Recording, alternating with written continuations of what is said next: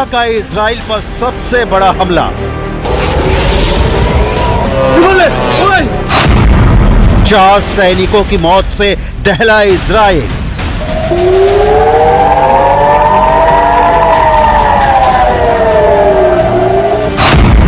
साठ लोगों के घायल होने से हाइफा में मची हलचल।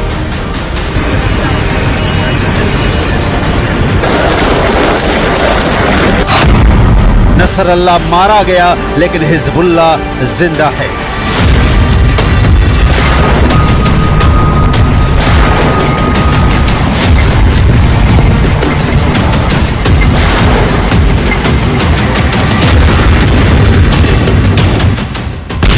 हिजबुल्लाह का कमर तोड़ने वाले अटैक के बाद इजराइल इस मुगालते में था कि अब कम से कम हिजबुल्लाह इजराइल के खिलाफ डायरेक्ट अटैक नहीं करेगा।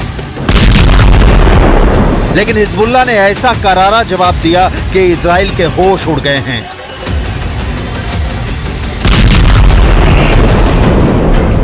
रक्षा मंत्री Yoav Gallant, army chief Herzi Halevi दौरे पर हैं। हिजबुल्लाह ने गोलानी ब्रिगेड के ट्रेनिंग कैंप पर जबरदस्त हमला किया है। हमला इतना जोरदार था कि इजरायली डिफेंस फोर्स के 4 सैनिकों की मौत हो गई। हिजबुल्लाह ने इजराइल पर हमला उस दिन किया जिस दिन अमेरिका ने third missile defence system Israel की सुरक्षा में तैनात करने की घोषणा की। यह हमला किसी रॉकेट या मिसाइल से नहीं बल्कि ड्रोन से किया गया।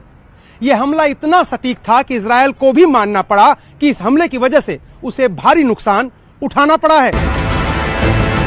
हिजबुल्लाह के छोड़े 2 ड्रोन में से एक को इजराइल के एयर डिफेंस सिस्टम ने इंटरसेप्ट किया यानी रोकने में सफल रहा, लेकिन दूसरा drone Golani brigade training base पर तबाही मचाने में कामयाब रहा।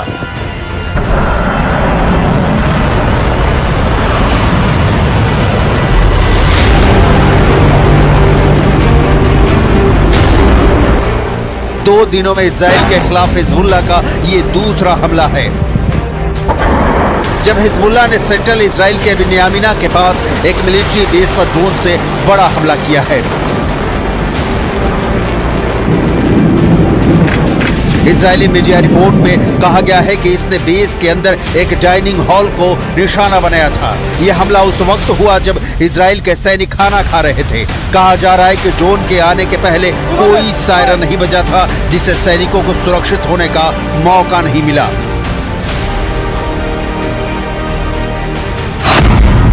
हिजबुल्लाह के इस ड्रोन अटैक में सार्जेंट ओमरी टमारी उम्र 19 साल, सार्जेंट योसफ हीब उम्र 19 साल, सार्जेंट योआव एगमॉन उम्र 19 साल और 19 साल के ही सार्जेंट एलोन एमेटे की मौत हो गई। ये सभी गोलानी ट्रेनिंग बेस पर तैनात थे। जंग की शुरुआत से ही इजरायल यूएवी के खतरे का सामना कर रहा है। बिन्यामिना मिलिट्री कैंप जहां पर ड्रोन अटैक हुआ वो लेबनान की सीमा से महज 65 किलोमीटर दूर ही है। आईडीएफ ने अपनी शुरुआती जांच रिपोर्ट में पाया है कि ये दोनों ड्रोन समुद्र की सीमा के रास्ते इजरायल में घुसे। ये दोनों ड्रोन मिरसाद थे, जिन्हें ईरान में अबाबिल टी भी कहा जाता है।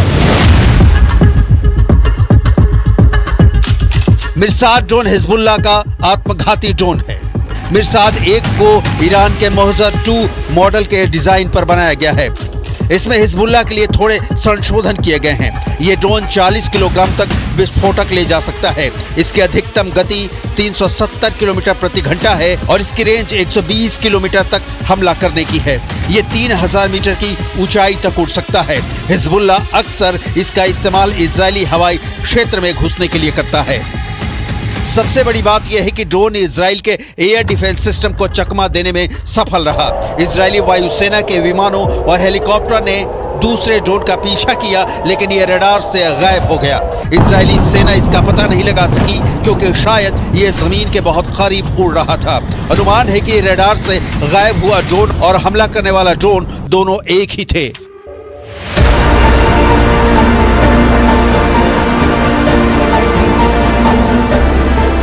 फिलहाल इजरायली सेना इसकी जांच कर रही है। תוצאות קשות, יש נפגעים.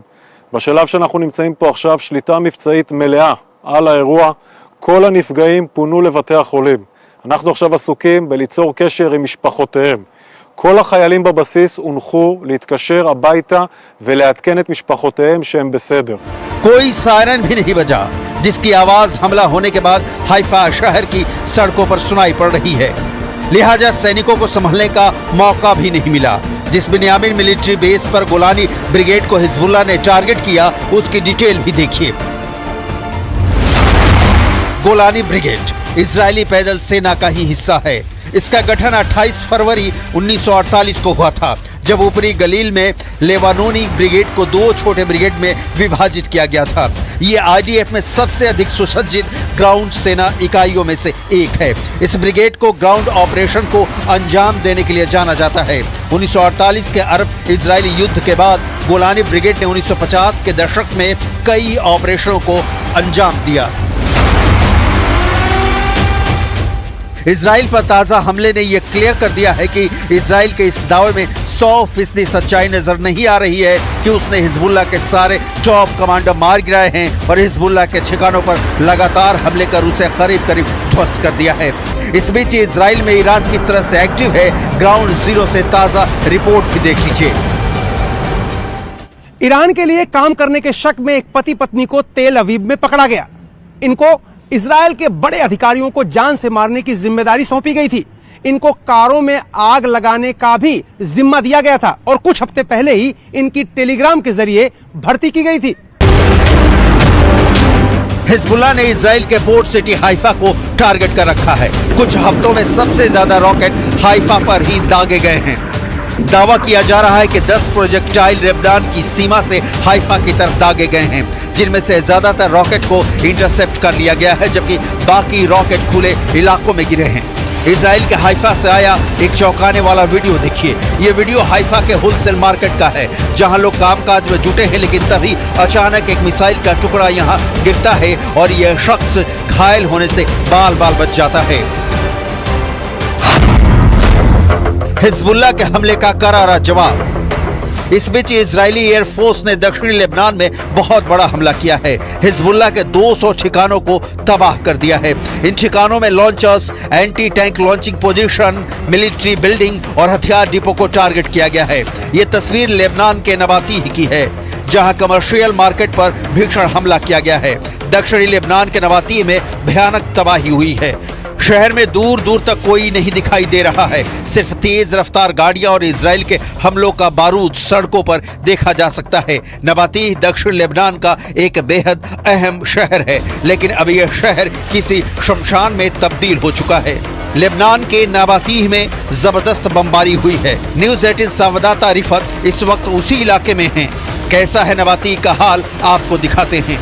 नबाती बहुत ही अहम शहर है साउथ बेरूत में, और ये बॉर्डर के साथ का एरिया है, और अभी भी ऊपर से जो है वो इजरायली ड्रोन घूम रहे हैं। मैं पूरी तरह से दिखाने की कोशिश करूंगा कि क्या कुछ तबाह हुआ है। ये नबाती का एरिया है और नबाती एक बड़ा मार्केट है, और इस मार्केट में अब हर तरफ से बर्बादी हुई है। यहाँ आप मुश्किल से ही किसी शख्स को देखेंगे। सारे लोग यहाँ से निकल चुके हैं, सिर्फ कुछ रेस्क्यू ऑपरेशन वाले लोग हैं। बाकी ये आप देख सकते हैं यहाँ पे क्या है हाल। सब कुछ यहाँ पे तहस नहस हो गया है। गाड़ियाँ, ये स्ट्रीट्स और ये सब तबाह हो गया है।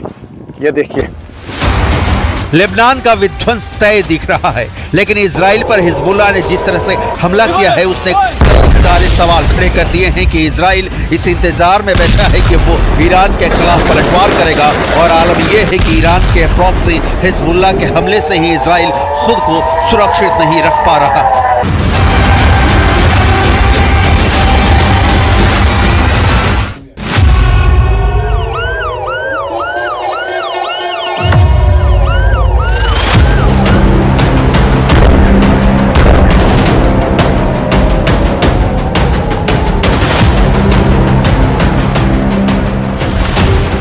हाइफा अटैक ने साबित कर दिया है कि इजराइल और हिजबुल्लाह का युद्ध फंस चुका है।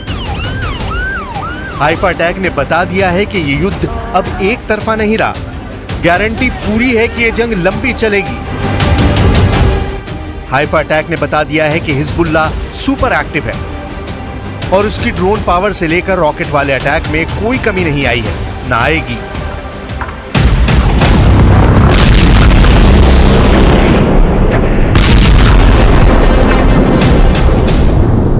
हाइफा में इजरायली अड्डों पर जिस तरह हिजबुल्लाह के ड्रोन फटे, वो नेतन्याहू की आर्मी के लिए बहुत बड़ा झटका कहा जा रहा है। हिजबुल्लाह का C3 इस वक्त इजराइल के लिए सबसे बड़ा खतरा बन गया है। C3 का मतलब 3C। 3C के मायने कमांड, कंट्रोल और कम्युनिकेशन। यानी हाइफा अटैक ने बता दिया है कि हिजबुल्लाह का C3 बरकरार है। अब सवाल उठ रहा है कि जो लीडरशिप और फोर्स का ऑर्डर हसन नसरल्लाह के वक्त मौजूद था, वो अब भी जिंदा है, या ये कहें कि हसन नसरल्लाह मरकर भी हिजबुल्लाह को कंट्रोल कर रहा है। यही मैसेज पूरी दुनिया को जा रहा है।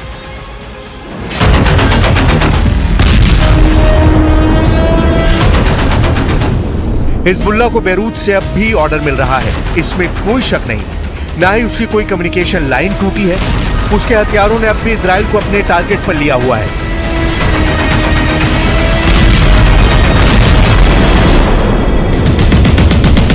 ये सब तब देखा जा रहा है जब दक्षिण बैरूत को मिटाने के लिए इजराइल लगातार हमले कर रहा है।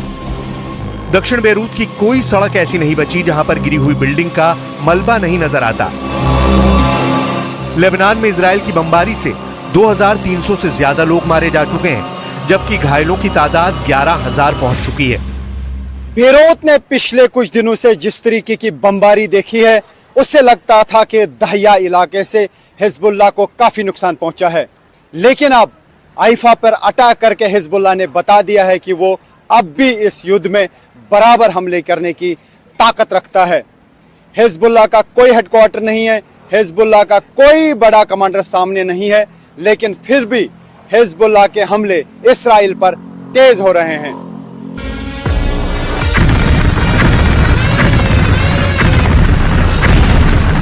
हिजबुल्लाह का मकसद साफ है और हाइफा से आने वाली तस्वीरें उसके मकसद को पूरा भी कर रही हैं। हाइफा की सड़कों पर एम्बुलेंस और मिलिट्री की गाड़ियों को दौड़ता हुआ देखकर पूरा इजराइल ही नहीं, अब दुनिया पूछ रही है कि हसन नसरल्लाह और उनके कमांडरों को मारने के बाद भी हिजबुल्लाह का नेटवर्क कैसे चल रहा है।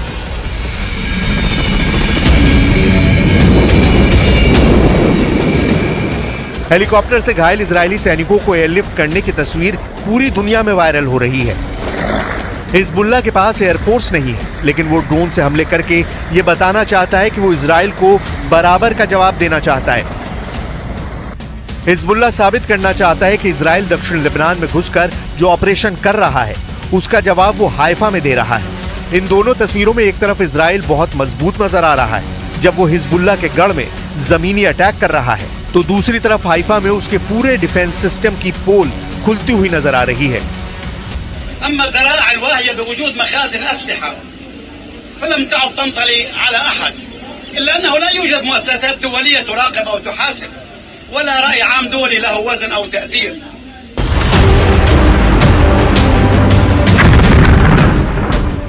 हिजबुल्लाह ने दक्षिणी हाइफा में गोलानी ब्रिगेड के अड्डे पर हमला किया। यहाँ इजरायली सेना का बिन्यामीना अड्डा है और यहाँ पर ड्रोन से पूरे इजराइल में हड़कंप मच गया। हाइफा में इजराइल के बहुत ही खास मिलिट्री अड्डे पर हुआ ये बहुत ही खतरनाक हमला रहा। ये नेतन्याहू की बड़ी नाकामी बताई जा रही है।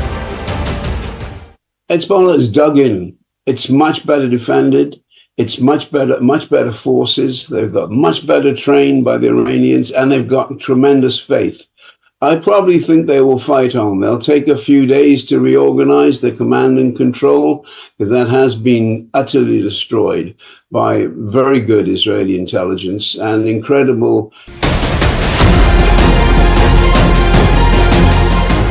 हाइफा में अटैक के बाद अब सवाल इजराइल के पूरे डिफेंस सिस्टम पर उठ रहा है, जो पहले ईरान के 1 अक्टूबर वाले मिसाइल अटैक के बाद अपना रुतबा खो चुका है।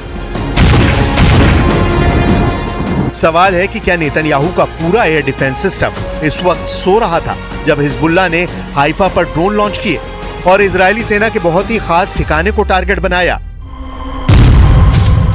लेबनान से लॉन्च किए गए ड्रोन को काउंटर करने की जिम्मेदारी आयरन डोम पर थी। आयरन डोम की रेंज 70 किलोमीटर से ज्यादा है और हाइफा की लेबनान बॉर्डर से दूरी है 27 किलोमीटर। यानी आयरन डोम का रडार दक्षिण लेबनान के अंदर गहराई तक किसी भी ड्रोन और मिसाइल को ट्रैक कर सकता है। लेकिन 13 अक्टूबर को आयरन डोम फेल हो गया। वो हिजबुल्लाह के ड्रोन को ट्रैक नहीं कर पाया और हिजबुल्लाह के ड्रोन ने इजराइल के मिलिट्री ठिकानों पर ऐसा बारूद बरसाया कि सदमा तेल अवीव तक लगा है। כל הנפגעים פונו לבתי החולים. אנחנו עכשיו עסוקים בליצור קשר עם משפחותיהם. כל החיילים בבסיס הונחו להתקשר הביתה ולעדכן את משפחותיהם שהם בסדר. हिजबुल्लाह ने जिस जगह पर ड्रोन अटैक किया वो बिन्यामिना मिलिट्री कैंप है। बिन्यामिना मिलिट्री कैंप लेबनान की सीमा से 65 किलोमीटर दूर है। यानी हिजबुल्लाह ने 65 किलोमीटर से भी ज्यादा दूरी से एक ड्रोन अटैक किया जो सफलतापूर्वक जाकर अपने निशाने पर लग गया। उस दौरान उत्तरी हाइफा में तैनात आयरन डोम भी उसका पता नहीं लगा पाया। तभी तो इजरायल की एयर सीमा में बिना किसी रोक टोक के ये ड्रोन बिन्यामिना मिलिट्री कैंप पहुंचता है और वहां बड़ा धमाका कर देता है।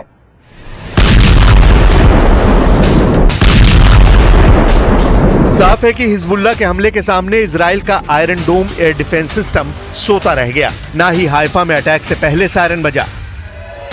यह हाइफा की तब की तस्वीरें हैं जब हिजबुल्लाह का अटैक हो गया और फिर सेना ने अलार्म बजाना शुरू किया। अब सवाल है कि इजराइल ने हाइफा पर हिजबुल्लाह के हमले के बाद क्या किया। गजा के देर अल बलहा में क्या हुआ, ये उसकी तस्वीरें हैं। बहुत ही खौफनाक वीडियो है। इजराइल ने अल अक्सा अस्पताल के बाहर हमला किया है। इस हमले में 4 लोगों की मौत हुई है और करीब 50 लोग घायल हुए हैं। धमाके के बाद यहां लगे कैंप में आग लग गई और सब कुछ जलने लगा। नेतन्याहू ने कहा था कि हसन नसरुल्लाह के मारे जाने के बाद हिजबुल्लाह का अंत हो जाएगा, जो नहीं हुआ। नेतन्याहू ने कहा था कि वो बेरूत को गजा बनाने से पीछे नहीं हटेंगे। बेरूत पर हमले जारी हैं, लेकिन हिजबुल्लाह एक्टिव है। नेतन्याहू ने कहा कि दक्षिण लेबनान से वो हिजबुल्लाह को उखाड़ फेंकेंगे। वहां भी ऑपरेशन जारी है और इजराइल के लिए गुड न्यूज सुनने को नहीं मिली है। Those pages haven't ended the war. They probably angered a lot of people in Hezbollah because, and it's not just Hezbollah, a lot of Lebanese don't like them, particularly Sunnis, but a lot of them feel that Hezbollah is representative of, represents Lebanese resistance. So what are they going to do? If Iran lets them, they'll fire some more of the ultra precise weapons in the next few weeks. So probably that's going to happen. Hezbollah और Israel की लड़ाई सिर्फ border पर नहीं हो रही, ये कई फ्रंट पर हो रही है। और नेतन्याहू के लिए बड़ी फिक्र की बात यह है कि अब ये फ्रंट इजराइल के अंदर खुल चुका है। इसमें कोई शक नहीं कि इजराइल अब बेरूत पर बमबारी का नया रिकॉर्ड बना रहा है। इजराइल इस वक्त बहुत ज्यादा दबाव में है। नेतन्याहू ईरान पर पलटवार करने की सोच रहे हैं, लेकिन पुतिन और पेजेकिशियान की मीटिंग के बाद ईरान से जो रिपोर्ट आ रही है वो इजराइल के लिए बुरी खबर कही जा रही है।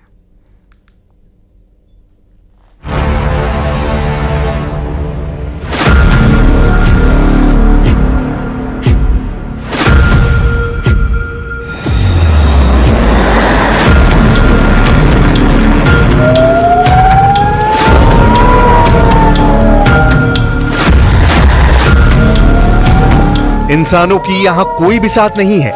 यहां कदम कदम पर मौत है, आसमान से बरसती मौत। हिजबुल्लाह सिर्फ युद्ध में मार नहीं खा रहा, इजराइल को मार भी रहा है, तबीयत से मार रहा है। ये देखिए दूसरा रॉकेट, ये देखिए दूसरा रॉकेट, तीसरा रॉकेट, चौथा रॉकेट। मार इतनी भयानक है कि उसका trailer news 18 India reporter Arun Singh और वीडियो जर्नलिस्ट राकेश नेगी ने कैमरे में कैप्चर की है। ये शोर सुनिए, रॉकेट की रफ्तार देखिए, फिर धमाके का असर खुद ब खुद समझ सकेंगे। कलेजा थर्रा देने वाले दृश्य अब इजराइल में दिख रहे हैं।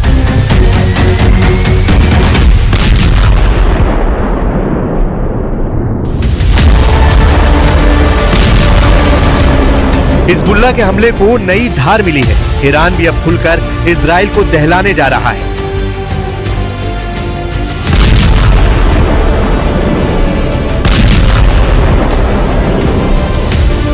वजह, ईरान को अब एक ऑर्डर पर मिलेगा हर हथियार। खामनेई की डिमांड पर रातों रात मिलेगी हाइपरसोनिक मिसाइल। कुछ फोर्स जब चाहे उसे मिल जाएगा सुपरसोनिक आसमानी लड़ाका। ईरान को न्यूक्लियर थ्रेट हुआ तो एटम बम का भी हो जाएगा जुगाड़। इजराइल हो या अमेरिका, ईरान को अब किसी से नहीं डर।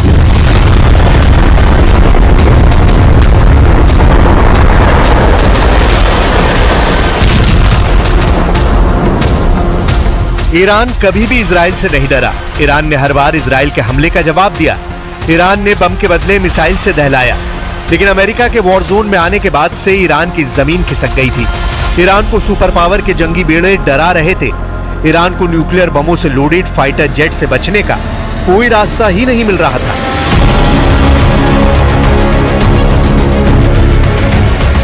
मगर अब तेहरान में टेंशन जैसी कोई बात नहीं। सुप्रीम लीडर अली खामनेई भी बेफिक्र है। वजह है मॉस्को से हुआ एक ऐलान।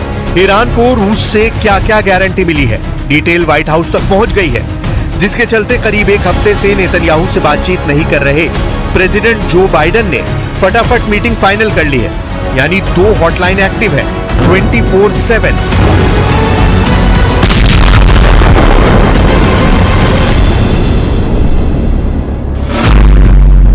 तेहरान और मॉस्को की हॉटलाइन पर इजराइल के हमले से निपटने का प्लान बन चुका है। वहीं रूस के वॉर जोन में एंट्री के बाद प्रेसिडेंट बाइडेन और नेतन्याहू नई रणनीति बना रहे हैं।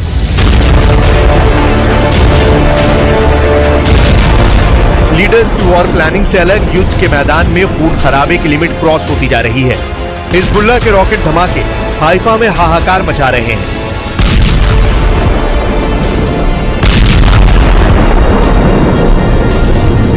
जैसे बेरूत जल रहा है, ठीक वैसे ही दृश्य इजराइल में दिखने लगे हैं। लेकिन इजराइल के बारूदी प्रहार को झेलने की हिम्मत अब हिजबुल्लाह में बची नहीं।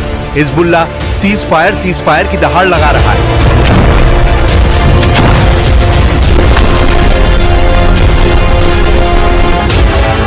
मगर इजराइल का मकसद साफ है। हिजबुल्लाह, हमास, हूती के साथ इन सब के अघोषित आका ईरान की तबाही। אנחנו משנים את המציאות מקצה אל קצה. וכל העולם משתאה מהמכות שאתם מנחיתים על אויבינו, ואני מצדיע לכם ואומר לכם, אתם דור הניצחון. יחד נילחם ויחד ננצח, בעזרת השם.